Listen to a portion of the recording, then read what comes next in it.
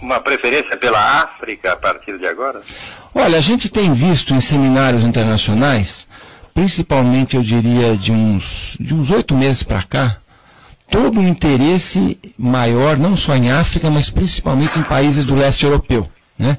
Ucrânia, por exemplo, é um país que se fala muito, e muitas outras regiões lá, onde existe hoje mais facilidade de atração de investimentos do que aqui no Brasil. Bom, o Brasil hoje já é um país de custos mais altos, pelo fato da própria valorização do câmbio, do aumento da mão de obra, do aumento do preço da terra, e é um país hoje que tem uma legislação que está se tornando impeditiva para investimentos em agronegócio. Bom, eu retomo a minha pergunta anterior aí sobre o álcool anidro. Esse álcool anidro, ele interessa mais ao produtor do que o álcool combustível, não é isso? Exato. O álcool ele é remunerado pelo preço da gasolina. O álcool anidro, pelo fato dele ser mistura obrigatória na gasolina, portanto, sempre que tiver maior consumo de gasolina, 20 a 25% será anidro. Agora é 20, né? Atualmente é 20, né? Ele tem o seu mercado mais garantido. Outra coisa que é importante sobre o anidro é que começa a existir mercado internacional para o anidro. Nós tivemos uma conquista muito importante no final do ano, que foi a eliminação da tarifa norte-americana, que se seguiu a todo um fato que é este reconhecimento do etanol de cana-de-açúcar como um biocombustível avançado, muito melhor do que o etanol de milho. E qual é o critério aí para separar o anidro do combustível?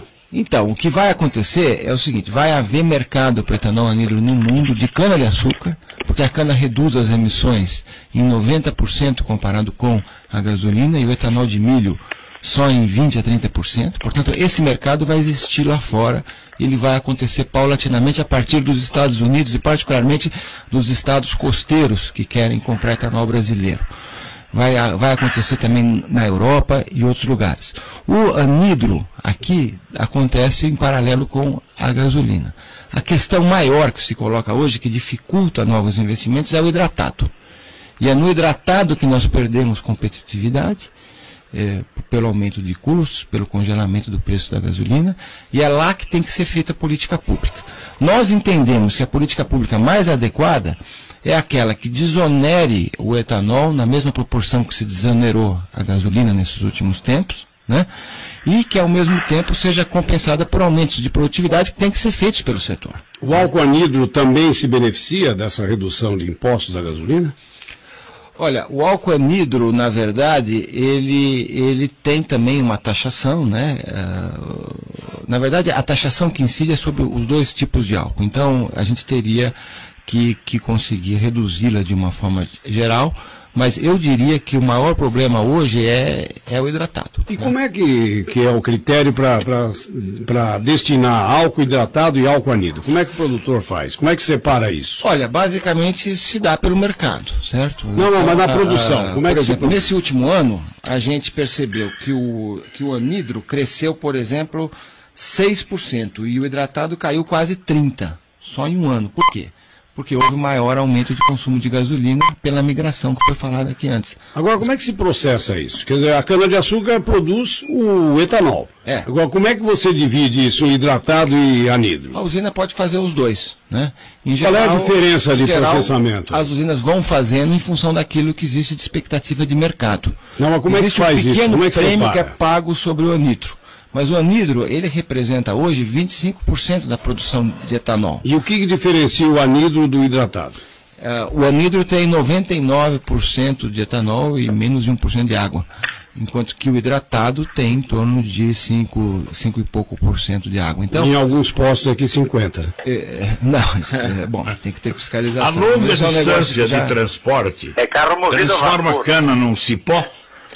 Por que precisa ter tanta usina assim, acarretando novas despesas para não impor o transporte a grandes distâncias? Olha, o problema é que a cana tem baixíssimo valor, né? Você tem que transportar naqueles grandes caminhões que todo mundo conhece, né? E se você for além de 50 quilômetros, já se perde eficiência na logística. Sim, não porque o produto fique deteriorado, a cana fique mais seca, a evaporação acontece. O fato é que ela tem que ser moída muito rapidamente, né? Ela não pode ficar armazenada. Então, diferentemente do boi e da soja, que podem andar centenas de quilômetros, né, e que não há essa necessidade de estar perto das usinas, a cana só vai acontecer se tiver usina. Certo? Então, o que nós temos que fazer hoje é aumentar a quantidade de novos projetos. E mais uma vez eu digo o seguinte, olha, para a gente atender, é um imenso mercado que nós estamos falando. Nós estamos falando de 50% do mercado mundial de açúcar, que é do Brasil hoje, e que vai demandar pelo menos 15 milhões de toneladas de açúcar a mais nos próximos 8 anos. E estamos falando do atendimento de 50% da frota de veículos leves. Para atender essas duas coisas, nós temos que dobrar a quantidade de cana produzida hoje até o final dessa década. Dá um investimento total de quase 160 bilhões de reais em poucos anos, movimentando toda uma indústria nacional de equipamentos, toda uma tecnologia que é feita aqui. Estão vindo novos produtos por aí. Então, eu acho que o que nós temos que fazer hoje é relançar o etanol. Dar a competitividade que ele precisa e permitir que a matriz brasileira não se suje. Porque se a gente deixar que esse forte crescimento que tem acontecido com a gasolina, a matriz vai se sujar, nós vamos ter problemas de poluição. Inclusive ontem aqui em São Paulo foi dito que foi parece que um dos dias mais poluídos dos últimos 5 ou 6 anos, não sei quanto.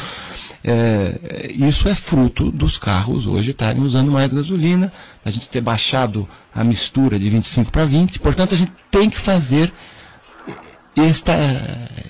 eu acho que esse trabalho agora. Né? Ô Joemir, você volta então para começar o próximo bloco, ok? Tá ótimo. Estamos entrevistando Marcos Bianchi, que é o presidente da única União da Indústria da Cana-de-Açúcar.